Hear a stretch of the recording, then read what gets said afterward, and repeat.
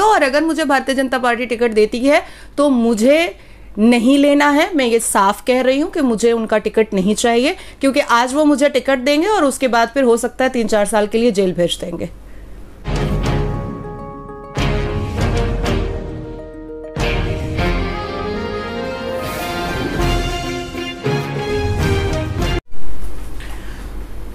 नाज़िया अली खान जी, जैसे कि corporation election का डेट का ऐलान हो चुका है, आपको क्या लगता है कि केएमसी में फेरबदल हो सकता है? I didn't understand your question. मतलब टीएमसी से बीजेपी में जा सकते हैं, ऐसा कुछ पूछ रहे हैं आप? नहीं, जैसे सीट के मामले में जी कि क्या ऐसा लग रहा है कि बीजेपी अपना बोर्ड बना पाएगी? I am not sure. और तथागत रॉय जी के जो ट्वीट को आप लोगों ने देखा होगा, उसके बाद तो थिंग इज रियली क्लियर। जो सिचुएशन अभी भारतीय जनता पार्टी की आ गई है तथागत रॉय जी के हिसाब से, या उनके ट्वीट को जो मैंने पढ़ा है और जो सिनेरियो मैं खुद भी देख रही हूँ, अभी बाईपोल इलेक्शन हुआ, जितनी सीटें हम जीते हुए थे वो भी हम हार गए।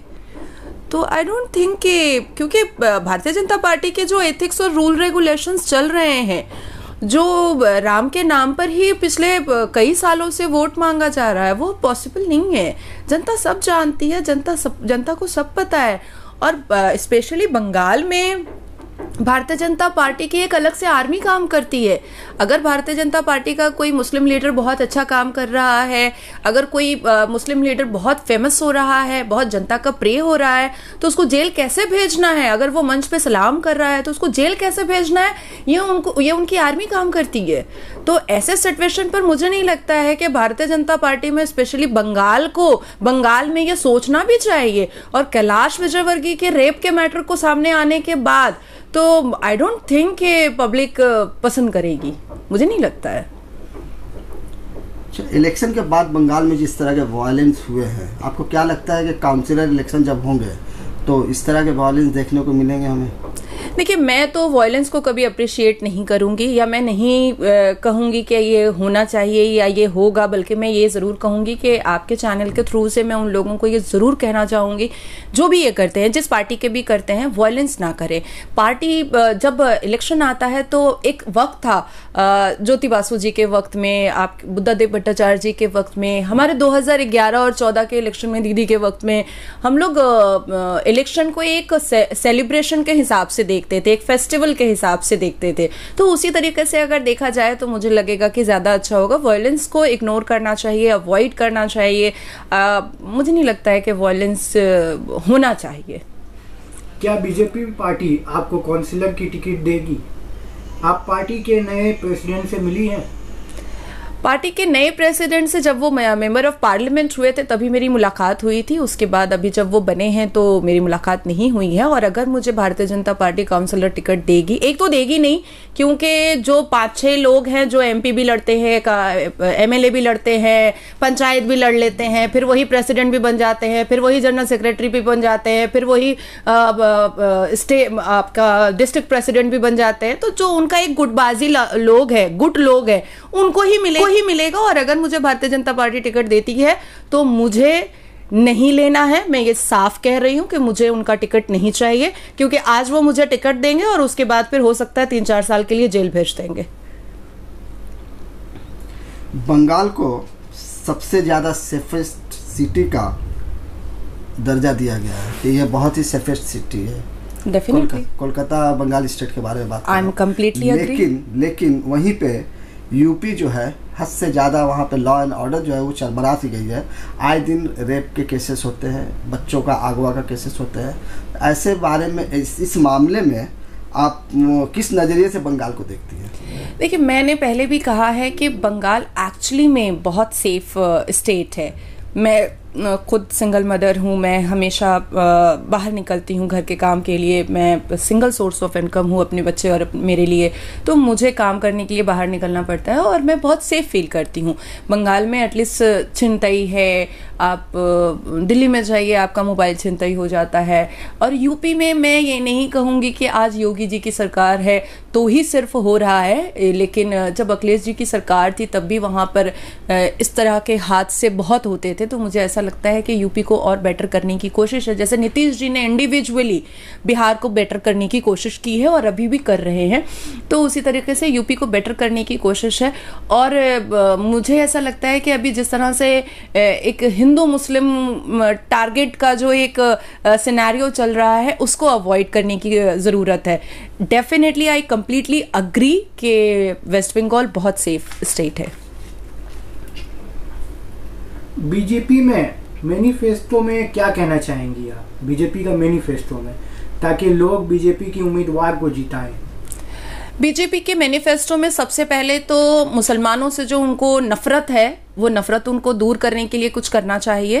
एक मुस्लिम का एक औरत का फेस रखने से सारे माइनॉरिटीज उनको वोट नहीं दे देंगे। आप खुद सोचिए ना, सारा नेशनल न्यूज़ सोचे, जितने पोर्टल है, जितने छोटे बड़े न्यूज़ चैनल्स है, इलेक्ट्रॉनिक मीडिया है, प्रिंट मीडिया है, आप में से कोई भी माइनॉरिटी मोर्चा के नेशनल प्रेसिडेंट का नाम जानता है? माइनॉरिटी मोर्चा के नेशनल जनरल सेक्रेटरी का नाम जानता है? माइनॉरिटी मोर्चा के स्टेट प्रेसिडेंट का नाम आप लोग कोई जानते हैं? मैं तो नेशनल चैनल पे बैठकर पूछना चाहती हूँ। तो मुझे ऐसा लगता है कि या तो माइनॉरिटी मोर्चा ही ये उखाड़ कर फेंक दे जो उन्होंने एक लॉलीपॉप के हिसाब से रखा है, जिसका कोई अस्तित्व नहीं है, जिसका कोई वैल्यू नहीं है, जिसका कोई आइडेंटिफिकेशन नहीं है, सिर्फ एक माइनॉरिटी मोर्चा बना करके रखा है। और या तो फिर अगर आपने बनाया है तो उसमें मुसलमानों को काम करने दें, मुसलमान के हित में काम करने दें, मुसलमान के लिए काम करने दें, ना कि सलाम करने पर आप एक आर्मी रेडी करके उसको जेल भेजवाएं। तो जनता सब देख रही है।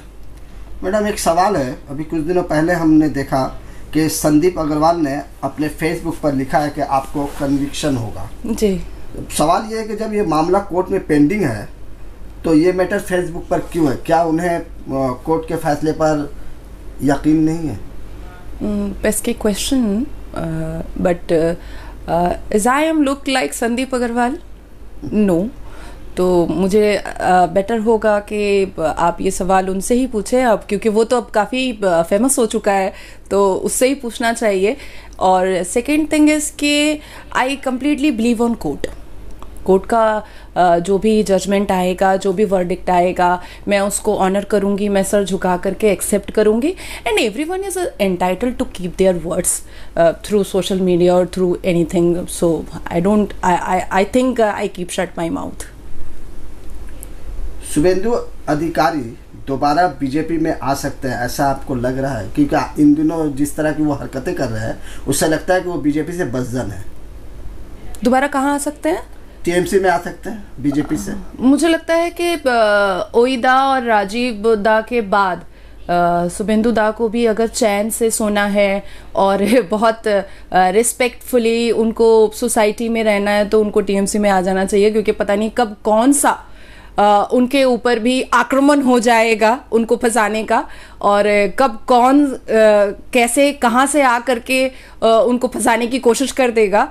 तो as per my bad experience मुझे ऐसा लगता है कि तृणमूल कांग्रेस पार्टी सेफ है, जो बहुत रेप्यूटेड फैमिली से आते हैं, जो बहुत रिस्पेक्टेड फैमिली से आते हैं, जो बहुत वेल एजुकेटेड होते हैं, जिनके लिए इज्जत बहुत बड़ी चीज़ होती है, लेकिन साथ साथ पॉलिटिक्स में भी उनको इंटरेस्ट होता है, पॉलिटिक्स में वो अपना करियर देखते हैं, पॉलिटिक्स करना, जनता का सेवा करना उनको बहुत पसंद है। तो मुझे लगता है कि बंगाल में जो नीतियां भारतीय जनता पार्टी की चल रही हैं वो फंसाने की ज़्यादा चल रही है और जनता का काम करने की कम चल रही है। तो मुझे ऐसा लगता है, मेरी तरफ से उनके लिए सजेशन होगा कि आ जाना चाहिए। द्वारे सरकार अब द्वारे राशन भी डिस्ट्रीब्यूट कर रही है, क्या लगता है ये मुहिम कामयाब होगा? देखिए, द्वारे सरकार के लिए मैंने बहुत स्पीच भी दी थी, तो मुझे ऐसा लगता है कि पहले जिस तरह से इलेक्शन के वक्त में द्वारे सरकार आया था, अभी अगर वो कंटिन्यूड हो रहा है, अब द्वारे राशन आया है, तो उसको इलेक्शन के लिए नहीं करना चाहिए, वोट को अट्रैक्ट करने के लिए नहीं करना चाहिए, बल्कि पब्लिक के लिए हमेशा के लिए रखना चाहिए। बिकॉज क्या होता है कि बड़े बड़े भाषण से पब्लिक का पेट नहीं भरता है, आम जनता का पेट नहीं भरता है। वो सरकार के काम से जनता की ज़रूरतें पूरी होती हैं, और जिस तरह से अभी petrol diesel diesel gas cylinder का दाम बढ़ गया है, उस हिसाब से मुझे लगता है कि अगर ममता बनर्जी जो है वो पब्लिक के लिए ये सब कुछ कर रही हैं तो बहुत अच्छी चीज़ है। क्योंकि अभी हालिया आपने देखा कि स्मृति ईरानी जी ने एक ट्वीट किया था और एक छोटा सा वीडियो डाला था कि दिवाली के वक्त में उन्होंने डाला था कि महिलाओं से सब सामान खरीदें। तो महिलाओं से सामान खरीदने से भारत की गरीबी दूर नहीं हो जाएगी। महिलाओं से सामान खरीदने से उनके बच्चे IAS IPS नहीं बन जाएंगे। एडुकेशन में जो खर्च आता है वो पूरा नहीं हो जाएगा। 10-12 दिया अगर हम जाकर के महिलाओं से खरीदें इस पूरे भारत में, तो क्या भारत में पेट्रोल का दाम घट जाएगा, क्या डीजल का दाम घट जाएगा, क्या गैस सिलेंडर का दाम घट जाएगा, क्या सरसों तेल का दाम घट जाएगा? तो मुझे लगता है कि स्मृति ईरानी जी को जो उन्होंने एक छोटा सा वीडियो बनाकर डाला है उसको उनको और अच्छे से एक्सप्लेन करना चाहिए। But on the other hand अभी इस सिनेरियो में वो थोड़ी बिजी हैं अपनी फिटनेस को लेकर के, तो इट्स ओके। और ये एक दिन नहीं होना चाहिए, 365 दिन होना चाहिए। ये 365 दिन होना चाहिए। थैंक्स। Thank you.